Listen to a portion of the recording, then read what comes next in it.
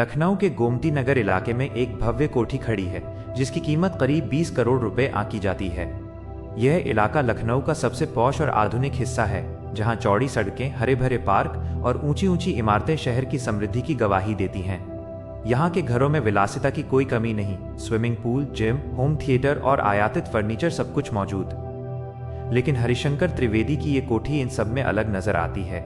इसकी ऊंची ऊंची दीवारें काले ग्रेनाइट से बनी हुई हैं, जिन पर प्राचीन भारतीय नक्काशी की बारीक डिजाइनें उकेरी गई हैं। फूल, पत्तियां और देवी देवताओं की आकृतियां जो दूर से ही ध्यान खींचती हैं। दीवारों की ऊंचाई इतनी है कि अंदर का कोई भी हिस्सा बाहर से नजर नहीं आता, मानो ये एक छोटा सा किला हो जो अपनी गोपनीयता को सख्ती से बचाता है।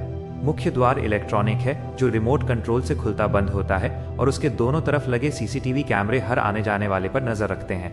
गेट के ठीक बाहर 2 सशस्त्र गार्ड दिन रात तैनात रहते हैं, जो काले यूनिफॉर्म में खड़े होकर घर की सुरक्षा सुनिश्चित करते हैं। अंदर का आंगन इतालवी संगमरमर से सजा हुआ है, जो सफेद और हल्के नीले रंगों में चमकता है। आंगन के बीच में एक बड़ा सा फव्वारा है, जिसकी कलकल करती ध्वनि शाम को घर के सदस्यों को शांति प्रदान करती है। फव्वारे के चारों तरफ विदेशी पौधों की हरियाली फैली हुई है। ऑर्किड, लिली और जापानी बांस के पेड़ जो हवा में हल्की खुशबू बिखेरते हैं। घर के अंदर की सजावट भी कम भव्य नहीं। दीवारों पर महंगे पेंटिंग्स, फर्श पर ईरानी कारपेट और छत पर फ्रेंच चैंडिलियर्स जो रात को चमकते हैं, मानो सितारों का झुंड हो। ये घर है पंडित हरिशंकर त्रिवेदी का। पुराने, प्रतिष्ठित और खुद को परंपरागत ब्राह्मण परिवार कहने वाले हरिशंकर जी की उम्र अब 55 के पार है, लेकिन उनकी कद काठी और चाल ढाल अभी भी एक युवा की तरह है। सफेद धोती कुर्ता, माथे पर चंदन का तिलक और हाथ में रुद्राक्ष की माला, ये उनका रोजाना का पहनावा है। वे शहर के प्रमुख रियल एस्टेट डेवलपर हैं, जिनके कई प्रोजेक्ट्स लखनऊ को आधुनिक बनाने में योगदान दे चुके हैं। लेकिन उनके दिल में परंपराएं इतनी गहराई से बसी हैं कि वे हर काम में ज्योतिष की सलाह लेते हैं और घर में कोई भी नया सामान आने से पहले पूजा करवाते हैं। मोहल्ले में हरिशंकर जी को बहुत सम्मान की नजर से देखा जाता था। पड़ोसी उन्हें पंडित जी कहकर पुकारते और उनके घर को धर्म का मंदिर मानते। बुजुर्ग उन्हें सलाह के लिए आते, बच्चे उनके घर के सामने से गुजरते हुए सिर झुकाते और मोहल्ले की महिलाएं उनकी पूजा पाठ की बातें घर घर सुनाती। उनके घर में हर त्योहार धूमधाम से मनाया जाता था। दिवाली पर घर की हर दीवार पर दिए जलते, लक्ष्मी पूजन में पूरा मोहल्ला आमंत्रित होता और आतिशबाजी की धूम होती। होली पर रंगों की बहार छा जाती, गुलाल, अबीर और मिठाइयों का आदान प्रदान। नवरात्रि में 9 दिनों तक दुर्गा सप्तशती का पाठ होता, जिसमें शहर के प्रमुख पंडित हिस्सा लेते।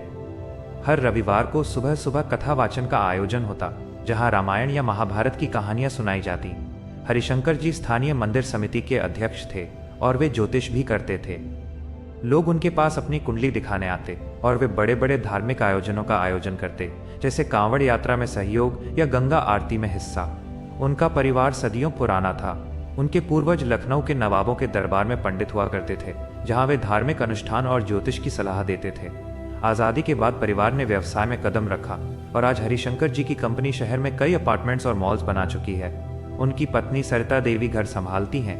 वे एक साधारण साड़ी में रहती, लेकिन उनका व्यक्तित्व इतना प्रभावशाली है कि घर का हर सदस्य उनकी बात मानता। घर में ब्राह्मण परंपराओं का पालन इतना सख्त है कि हर भोजन से पहले पूजा, हर निर्णय से पहले पंडित जी की सलाह और हर मेहमान को पहले तिलक लगाकर स्वागत। यहाँ तक कि घर के नौकरों को भी अलग अलग नियमों से रखा जाता था, जो सदियों पुरानी व्यवस्था की याद दिलाते थे। वीडियो में आगे बढ़ने से पहले मैं आपसे कहना चाहूँगा कि अगर आप बाबा साहेब आम्बेडकर को सच्चे दिल से पसंद करते हो तो इस वीडियो को लाइक, शेयर और हमारे चैनल को सब्सक्राइब अवश्य करें और कमेंट में जय भीम जय संविधान जरूर लिखें। तो चलिए वीडियो में आगे बढ़ते हैं। एक सुबह जब गोमती नगर की सड़कों पर अभी धुंध छाई हुई थी और लोग अपनी रोजमर्रा की सैर पर निकल रहे थे, तब कुछ ऐसा हुआ कि पूरा इलाका ठहर सा गया। सूरज की पहली किरणें अभी अभी दीवारों पर पड़ी थी, हवा में ठंडक थी और पक्षियों की चहचहाहट सुनाई दे रही थी। उस आलीशान घर के मेन गेट पर, ठीक उस जगह जहां आमतौर पर गणेश जी या लक्ष्मी माता की छोटी सी मूर्ति या तस्वीर लगी होती है, जो घर की समृद्धि और शुभता का प्रतीक होती, वहां मजदूर एक क्रेन की मदद से एक कांसे की मूर्ति स्थापित कर रहे थे। क्रेन की आवाज से मोहल्ले में हलचल मच गई। मजदूर सावधानी से मूर्ति को उठा रहे थे और गेट के ठीक ऊपर एक मजबूत प्लेटफॉर्म पर उसे फिट कर रहे थे। मूर्ति डॉक्टर भीमराव अंबेडकर की थी, नीला शाल ओढ़े हुए, जो उनकी पहचान का हिस्सा था। बाएं हाथ में भारतीय संविधान की प्रति थामे हुए, दाहिने हाथ में उठी हुई मुट्ठी जो संघर्ष का प्रतीक थी, और आंखों में वो दृढ़ता जो सदियों की गुलामी और असमानता को चुनौती देती है। मूर्ति की ऊंचाई 5 फीट थी और वो इतनी जीवंत लग रही थी कि दूर से देखने वाले को लगता था जैसे बाबा साहेब खुद खड़े होकर इस घर के दरवाजे पर पहरा दे रहे हों और हर आने वाले से सवाल कर रहे हों कि क्या तुम समानता में विश्वास करते हो। पहले तो किसी ने यकीन नहीं किया। लोग रुककर देखते रहे। एक बुजुर्ग व्यक्ति जो रोज पार्क में योग करते थे अपनी चश्मा उतारकर फिर लगाकर देखते रहे, सोचकर कि शायद उनकी आंखों का धोखा है। एक महिला ने अपने साथ वाली से फुसफुसाकर कहा, अरे ये क्या लग रहा है, पंडित जी के घर पर अंबेडकर बाबा? ये तो असंभव है। पास में खड़ा एक युवक जो जॉगिंग कर रहा था तुरंत अपना फोन निकालकर फोटो खींचने लगा और फिर वीडियो बनाकर अपने दोस्तों को भेजने लगा। कुछ ही मिनटों में मोहल्ले में हलचल शुरू हो गई। फुसफुसाहटें तेज हो गईं। लोग एक दूसरे से पूछने लगे, ये मजाक तो नहीं, क्या पंडित जी ने सच में ऐसा किया? एक पड़ोसी ने कहा, ब्राह्मण के घर अंबेडकर, ये तो सुना ही नहीं कभी। दूसरा बोला, किसी दलित नौकर की जिद होगी, शायद घर में कोई ऐसा काम करता हो जो अंबेडकर का भक्त हो। तीसरा हंसकर बोला, पागल हो गए हैं क्या पंडित जी, या कोई राजनीतिक स्टंट है? चौथा गंभीर होकर कहा, शायद अनन्या ने कुछ कर दिया होगा, वो विदेश से पढ़कर आई है, नई सोच वाली है। लेकिन पंडित जी को क्या हो गया? फुसफुसाहटें अब जोरदार बातचीत में बदल गईं। लोग अपने घरों से बाहर निकल आए और गेट के सामने इकट्ठा होकर देखने लगे। कुछ ही घंटों में बात पूरे गोमती नगर में फैल गई, फिर पूरे लखनऊ शहर में। व्हाट्सएप ग्रुप्स में मैसेज की बाढ़ आ गई, देखो गोमती नगर में क्या हो रहा है। एक ग्रुप में किसी ने फोटो शेयर की, कैप्शन के साथ पंडित हरिशंकर ने अंबेडकर की मूर्ति लगा दी। ब्राह्मण समाज की इज्जत का क्या होगा? दूसरे ग्रुप में बहस शुरू हो गई, ये अच्छा कदम है या गलत? रिश्तेदारों के फोन आने शुरू हो गए। हरिशंकर जी के चाचा, मौसी, भाई बहन सभी एक ही सवाल पूछ रहे थे, हरिशंकर जी ये क्या कर दिया आपने? समाज क्या कहेगा? स्थानीय न्यूज चैनल्स के रिपोर्टर भी कोठी के सामने पहुंच गए। वे कैमरे लेकर खड़े थे और लाइव रिपोर्टिंग कर रहे थे। लखनऊ के गोमती नगर में सनसनी। एक ब्राह्मण परिवार ने अपने 20 करोड़ के घर पर डॉक्टर अंबेडकर की मूर्ति स्थापित की। क्या ये सामाजिक बदलाव का संकेत है या कोई विवाद? लेकिन गार्डों ने उन्हें अंदर नहीं जाने दिया। कैमरे गेट के बाहर से ही मूर्ति को कैद कर रहे थे। कुछ लोग इसे प्रगतिशील कदम कह रहे थे, कहते कि समय बदल रहा है, जाति की दीवारें टूटनी चाहिए। कुछ इसे परंपरा का अपमान मानते, कहते कि ब्राह्मणों की इज्जत पर धब्बा है। एक राजनीतिक कार्यकर्ता ने ट्वीट किया, ये दलित वोट बैंक की राजनीति है, जबकि एक सामाजिक कार्यकर्ता ने लिखा, ये साहसिक कदम है, बाबा साहेब सबके हैं। लेकिन घर के अंदर का माहौल बिल्कुल अलग था। बाहर की हलचल से बेखबर घर में एक शांत संतोष का वातावरण था। ड्राइंग रूम में, जहां दीवारों पर संस्कृत के बड़े बड़े श्लोक लिखे हुए थे, जैसे सत्यम शिवम सुंदरम और अहिंसा परमो धर्मः, बीच में एक विशाल चंदन का मंदिर था जिसमें गणेश जी, लक्ष्मी जी और अन्य देवताओं की मूर्तियां सजी हुई थीं। फर्श पर हाथ से बने दरी बिछी हुई थी और हवा में अगरबत्ती की खुशबू फैली हुई थी। वहां बैठी थी अनन्या त्रिवेदी, घर की इकलौती बेटी। अनन्या की उम्र अभी अभी 28 की हुई थी। उसका चेहरा गोरा, आंखें बड़ी और बाल लंबे थे। IIT दिल्ली से इंजीनियरिंग की डिग्री, फिर अमेरिका के MIT से PhD। वो सामाजिक विज्ञान और टेक्नोलॉजी के इंटरसेक्शन पर रिसर्च करती थी, जैसे कैसे AI जातिगत भेदभाव को कम कर सकता है। हाल ही में भारत लौटी थी और उसके लौटने से घर में एक नई ऊर्जा आई थी। लेकिन आज उसके चेहरे पर एक गंभीरता थी। उसके सामने एक फाइल खुली हुई थी। उस फाइल में न तो कोई व्यवसाय का प्रोजेक्ट था, न कोई संपत्ति का कागज।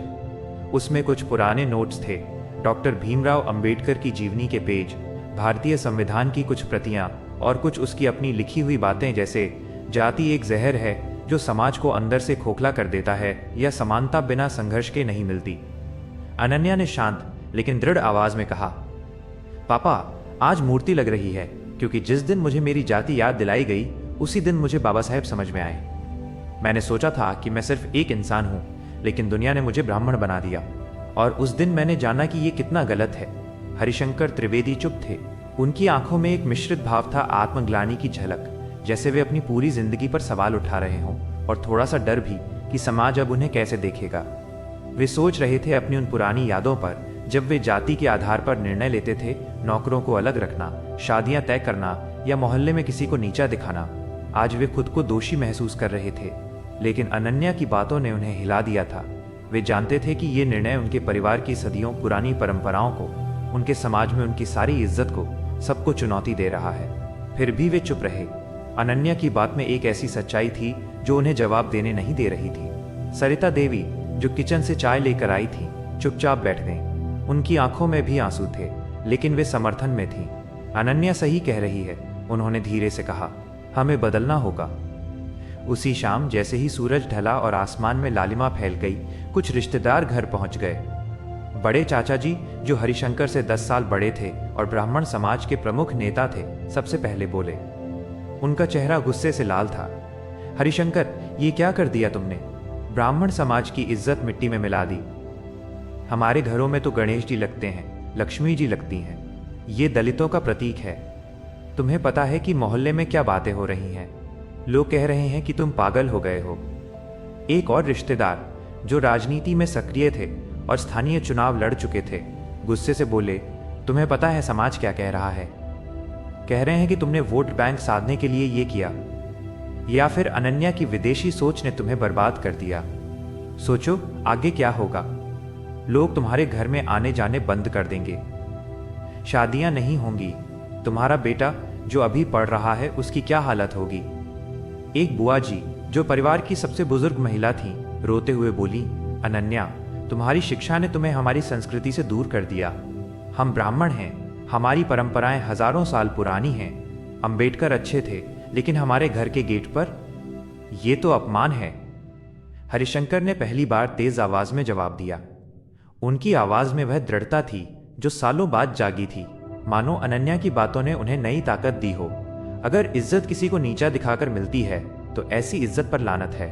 मैंने जिंदगी भर पूजा की, मंदिरों में घंटियां बजाईं, लेकिन इंसान को नहीं पहचाना। मैंने देखा है कैसे जाति ने लोगों को तोड़ा है। अब से ये घर केवल ब्राह्मण का नहीं रहेगा, ये हर उस इंसान का घर होगा जो समानता में विश्वास करता है। बाबा साहेब ने हमें संविधान दिया जो कहता है कि सब बराबर हैं। अगर हम उसे मानते नहीं तो हमारी पूजा व्यर्थ है। रिश्तेदार स्तब्ध थे, कोई कुछ बोल नहीं पाया। बड़े चाचा जी ने एक बार और कोशिश की, लेकिन समाज, हरिशंकर ने बीच में टोक दिया, समाज बदलेगा क्योंकि हम बदलेंगे। वे चुपचाप उठे और चले गए। उनके जाने के बाद घर में एक गहरी खामोशी छा गई, लेकिन वो खामोशी अब पहले जैसी नहीं थी। वो खामोशी अब सवालों से भरी हुई थी और उन सवालों के जवाब देने की तैयारी भी कर रही थी। अनन्या ने पिता का हाथ थामा और कहा, पापा, आपने सही किया। यह शुरुआत है। मूर्ति पूरी तरह स्थापित हो चुकी थी। मजदूर चले गए, क्रेन चली गई, गेट बंद हुआ और उसी गेट के साथ ही सैकड़ों साल पुरानी चुप्पी भी टूट गई। अब हर कोई जो उस गेट से गुजरता, वो मूर्ति को देखकर ठिठक जाता। कोई सम्मान से सिर झुकाता, कहता जय भीम। कोई हैरानी से देखता, कोई गुस्से से मुंह फेर लेता। लेकिन हरिशंकर त्रिवेदी अब बाहर निकलते समय गर्व से सिर ऊंचा रखते। वे जानते थे कि यह मूर्ति कोई सजावट नहीं है, ये उनका द्वारपाल है। वो द्वारपाल जो उन्हें और उनके घर को हर रोज याद दिलाता है कि सच्ची इज्जत इंसानियत से मिलती है, न कि जाति से। मूर्ति की आंखें मानो हर आने वाले से कहती, क्या तुम तैयार हो बदलाव के लिए? लेकिन सवाल अब भी बाकी था। आखिर ऐसा क्या हुआ अनन्या के साथ? क्या ऐसी घटना घटी कि एक ब्राह्मण पिता ने अपने घर के मुख्य द्वार पर डॉक्टर भीमराव अंबेडकर को खड़ा कर दिया? यह सवाल अब पूरे शहर के मन में गूंज रहा था। लोग अनुमान लगा रहे थे, शायद कोई व्यक्तिगत अनुभव, शायद कोई राजनीतिक कारण, या शायद कोई बड़ा रहस्य। लेकिन सच्चाई इससे कहीं गहरी थी।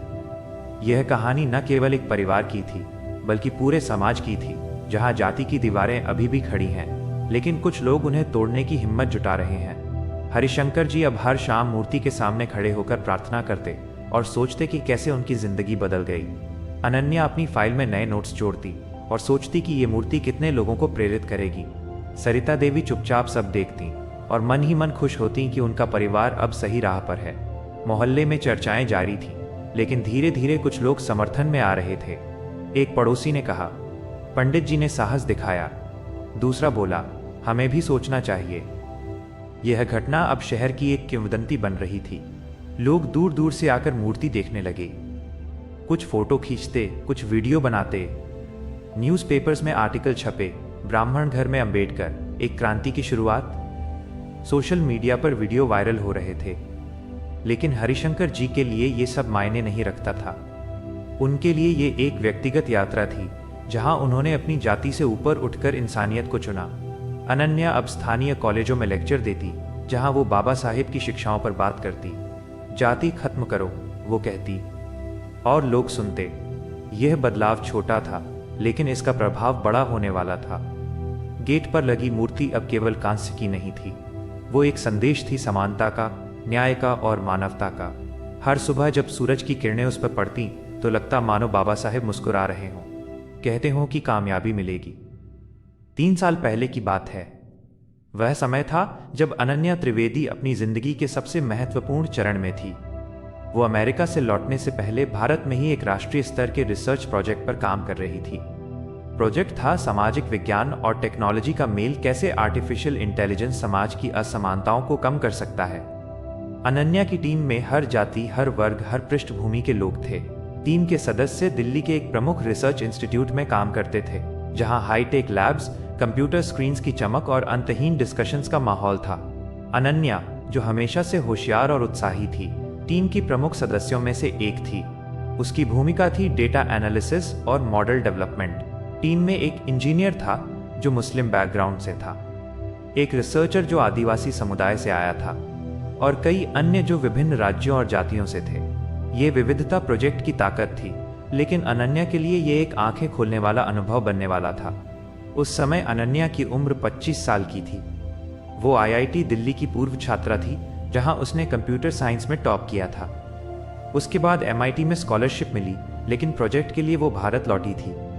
उसके बाल लंबे और काले थे, चेहरा गोरा और आंखें तेज। वो हमेशा जीन्स और टी-शर्ट में रहती, लेकिन उसके मन में अभी भी घर की परंपराओं की छाप थी। टीम के सदस्यों के साथ वो खुलकर बात करती, हंसती मजाक करती। लेकिन एक दिन कैंटीन में लंच के दौरान सब कुछ बदल गया। कैंटीन इंस्टीट्यूट के बीच में थी, जहां प्लास्टिक की कुर्सियां, स्टील की ट्रे और विभिन्न व्यंजनों की महक फैली रहती। टीम के सदस्य एक बड़ी टेबल पर बैठे थे। प्लेट्स में दाल, चावल और सलाद रखा था। माहौल हल्का फुल्का था। लोग प्रोजेक्ट की डेडलाइंस पर मजाक कर रहे थे। अचानक एक टीम मेंबर जो पंजाब से था और नाम था विक्रम, ने मजाक मजाक में अनन्या से पूछ लिया, अनन्या, तुम ब्राह्मण हो ना? मैंने सुना है तुम्हारे घर में पूजा पाठ बहुत होता है। विक्रम का इरादा शायद हल्का मजाक करना था, लेकिन उसके शब्दों में एक छिपी हुई जिज्ञासा थी। अनन्या ने सहजता से मुस्कुराते हुए कहा, हाँ हूँ। क्यों, क्या हुआ?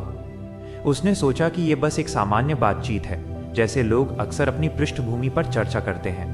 लेकिन तभी सामने बैठी एक लड़की सावित्री चुप हो गई। सावित्री टीम की सबसे मेहनती सदस्य थी।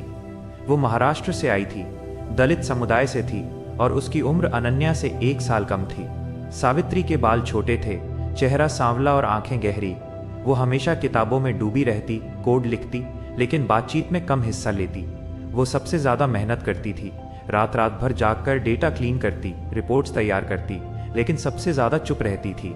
उसकी चुप्पी में एक कहानी छिपी थी, जो अनन्या को उस दिन पहली बार महसूस हुई। सावित्री ने अपनी प्लेट में नजरें गड़ाए रखी और बातचीत का विषय बदल गया। लेकिन अनन्या ने नोटिस किया कि सावित्री की मुस्कान गायब हो गई थी। कुछ दिनों बाद प्रोजेक्ट की एक मीटिंग में अनन्या ने देखा कि सावित्री को सीनियर खुलेआम नीचा दिखा रहा है। मीटिंग रूम में बड़ी स्क्रीन थी जहां प्रेजेंटेशन चल रहा था। सीनियर, नाम था डॉक्टर राजेश, जो खुद एक ऊपरी जाति से थे, ने सावित्री की रिपोर्ट पर टिप्पणी की, ये डेटा एनालिसिस ठीक नहीं है। तुम लोगों को मौका ही ज्यादा मिल गया है रिजर्वेशन की वजह से। असली मेहनत तो हम करते हैं। उनके शब्दों में एक कटाक्ष था जो साफ तौर पर जातिगत था। कमरे में सन्नाटा छा गया। सावित्री ने सिर झुका लिया, लेकिन उसकी आंखें लाल हो गईं। अनन्या को यह बर्दाश्त नहीं हुआ। वो तुरंत खड़ी हुई और विरोध किया, सर, यह गलत है। सावित्री ने सबसे ज्यादा काम किया है। ये जाति का सवाल नहीं, काम का है। डॉक्टर राजेश ने अनन्या की तरफ देखा और मुस्कुराते हुए कहा, तुम क्या समझोगी अनन्या? तुम्हारे लिए सिस्टम बना ही हुआ है। तुम ब्राह्मण हो, तुम्हें सब कुछ आसानी से मिलता है। हम जैसे लोगों को संघर्ष करना पड़ता है। उनके शब्दों में एक छिपा हुआ आरोप था, जैसे अनन्या की सफलता केवल उसकी जाति की वजह से हो। अनन्या स्तब्ध रह गई। वो पहली बार महसूस कर रही थी कि उसकी जाति उसके लिए एक विशेषाधिकार है जो दूसरों के लिए बाधा बन सकती है। मीटिंग खत्म होने के बाद सावित्री चुपचाप बाहर चली गई। उसी रात हॉस्टल में अनन्या सावित्री के कमरे में गई। हॉस्टल दिल्ली के व्यस्त इलाके में था, जहां कमरे छोटे लेकिन साफ सुथरे थे। सावित्री का कमरा सादा था, एक बेड, एक टेबल, किताबों की अलमारी और दीवार पर डॉक्टर अंबेडकर की एक छोटी तस्वीर। अनन्या ने दरवाजा खटखटाया और अंदर आई। सावित्री बेड पर बैठी थी, उसकी आंखें सूजी हुई थीं। अनन्या ने पूछा, क्या हुआ सावित्री? आज मीटिंग में वो सब? सावित्री रो पड़ी, उसकी आंसू बहने लगे और उसने कहा, तुम्हें पता है अनन्या, मैं जब पहली बार हॉस्टल आई थी तो मेरी जाति पूछी गई थी और फिर मेरा बिस्तर अलग कर दिया गया। लड़कियां कहती कि तुम्हारे साथ नहीं सोएंगी, तुम नीची जाति की हो। मैंने कितनी मेहनत की है यहाँ पहुँचने के लिए। गांव से आई हूँ, पिता मजदूर हैं, लेकिन हर जगह जाति का ठप्पा। सावित्री की आवाज़ कांप रही थी। वो बताती गई कि कैसे स्कूल में उसे अलग बिठाया जाता था, कॉलेज में रिजर्वेशन का ताना दिया जाता था और अब काम की जगह पर भी वही। अनन्या को झटका लगा। वो बैठकर सुनती रही, उसके मन में उथल पुथल मची थी। वो पहली बार समझ रही थी कि उसका नॉर्मल, जिसमें घर में पूजा, समाज में सम्मान और अवसरों की आसानी, किसी और का संघर्ष है। सावित्री की कहानी ने अनन्या के दिल को छू लिया। वो सोच रही थी कि कैसे वो अब तक अंधी रही थी। सावित्री ने उसे एक किताब दी, डॉक्टर भीमराव अंबेडकर की एनिहाइलेशन ऑफ कास्ट। किताब पुरानी थी, पेज पीले हो चुके थे, लेकिन शब्दों में आग थी। सावित्री ने कहा, पढ़ो ये। बाबा साहेब ने बताया है कि जाति कैसे समाज को नष्ट करती है। अनन्या ने किताब ली और उस रात पढ़ना शुरू किया। जैसे जैसे वो पढ़ती गई, वैसे वैसे उसके भीतर का गर्व टूटता गया। किताब में अंबेडकर ने जाति व्यवस्था की आलोचना की थी। कहा था कि ये हिंदू धर्म की बुनियाद है, लेकिन इसे खत्म किए बिना समानता नहीं आ सकती। अनन्या ने पढ़ा कैसे ब्राह्मणवाद ने समाज को बांटा है, कैसे ऊपरी जातियां विशेषाधिकारों का फायदा उठाती हैं। उसके मन में उसके पिता की छवि आई, पूजा पाठ, मंदिर और जातिगत गौरव। वो रोने लगी। वो समझ रही थी कि उसकी सफलता में जाति का हाथ है जो दूसरों से छीना गया है। अगले दिनों वो किताब पढ़ती रही, नोट्स बनाती और सावित्री से चर्चा करती। सावित्री बताती कि बाबा साहेब ने कैसे संघर्ष किया, महाड़ सत्याग्रह, पूना पैक्ट और संविधान का निर्माण। अनन्या की आंखें खुल गईं। वो अब टीम में जातिगत टिप्पणियों पर विरोध करती और प्रोजेक्ट में समानता के मुद्दे को जोड़ती। कुछ दिनों बाद अनन्या घर लौटी, लखनऊ का वो भव्य घर जहां सब कुछ वैसा ही था। वो पिता से मिली और सवाल किया, पापा, अगर बाबा साहेब न होते तो क्या मैं आज यहाँ होती? क्या हमारी परंपराएं हमें इंसान बनाती हैं या बांटती हैं? हरिशंकर त्रिवेदी के पास जवाब नहीं था। वे चुप रहे, उनकी आंखों में हैरानी थी। वे सोच रहे थे कि उनकी बेटी बदल गई है। लेकिन अनन्या ने किताब दी और कहा, पढ़िए पापा। हरिशंकर ने पढ़ना शुरू किया और धीरे धीरे उनके मन में भी उथल पुथल मची। फिर एक दिन खबर आई, सावित्री ने सुसाइड कर लिया था। कारण? लगातार जातिगत अपमान। इंस्टीट्यूट में जांच हुई, लेकिन सब कुछ दब गया। अनन्या टूट गई। वो रोती रही, सोचती कि अगर वो और कुछ करती तो शायद। उस दिन हरिशंकर त्रिवेदी पहली बार रोए। उन्होंने कहा, मैंने जिंदगी भर पूजा की, लेकिन इंसान को नहीं पहचाना। हमने कितनों को दुख दिया है। उसी रात निर्णय हुआ, हम अपने घर के गेट पर उस आदमी को खड़ा करेंगे जिसने हमें इंसान बनना सिखाया। बाबा साहेब की मूर्ति लगाएंगे। आज जब कोई उस घर के सामने से गुजरता है तो मूर्ति किसी को चुनौती नहीं देती, सवाल करती है, क्या तुम तैयार हो समानता के लिए? और हरिशंकर त्रिवेदी गर्व से कहते हैं, ये मूर्ति नहीं है, ये मेरे ब्राह्मण होने की नहीं, मेरे इंसान होने की पहचान है। दोस्तों, आपको हमारी ये वीडियो कैसी लगी हमें कमेंट करके ज़रूर बताएं। हमें आपके विचारों का इंतज़ार रहेगा। वीडियो पसंद आई हो तो वीडियो को लाइक, शेयर और हमारे चैनल को सब्सक्राइब कर सकते हैं। वीडियो और यहाँ तक देखने के लिए आपका बहुत बहुत आभार।